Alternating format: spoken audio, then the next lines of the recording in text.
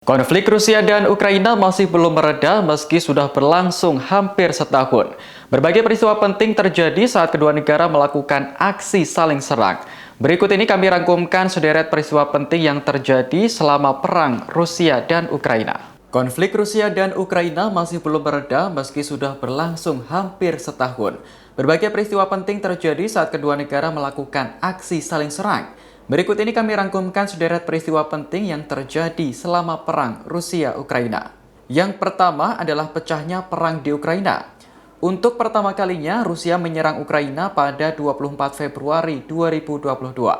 Ada banyak spekulasi mengenai penyebab perang ini, salah satunya karena keinginan Ukraina bergabung menjadi anggota NATO. Jelas hal ini membuat Presiden Rusia Vladimir Putin marah karena dianggap mengancam keamanan negaranya. Yang kedua, Barat memberikan bantuan ke Ukraina. Negara-negara Barat tak tinggal diam ketika Ukraina digempur serangan rudal oleh Rusia.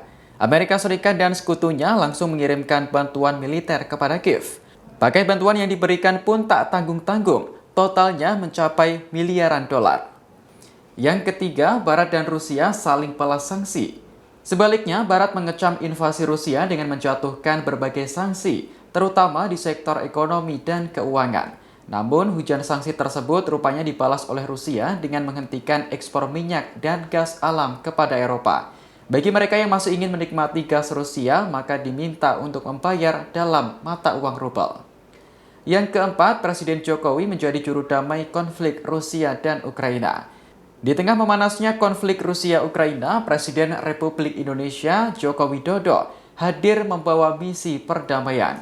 Jokowi bertemu dengan kedua pemimpin negara dan menyatakan bersedia menjadi pembawa pesan. Dalam kunjungan itu, Presiden Jokowi juga mengundang Zelensky dan Putin untuk menghadiri KTT G20 di Bali. Yang terakhir, Putin melakukan mobilisasi militer parsial. Setelah berbulan-bulan menyerang Ukraina, Rusia akhirnya mengalami kemunduran. Banyaknya pasukan yang tewas di medan perang membuat Putin mengeluarkan keputusan baru. Ia memerintahkan mobilisasi militer parsial dengan menerjunkan 300.000 tentara cadangan ke Ukraina. Hingga saat ini, konflik kedua negara masih berlangsung dan belum menemukan solusi damai.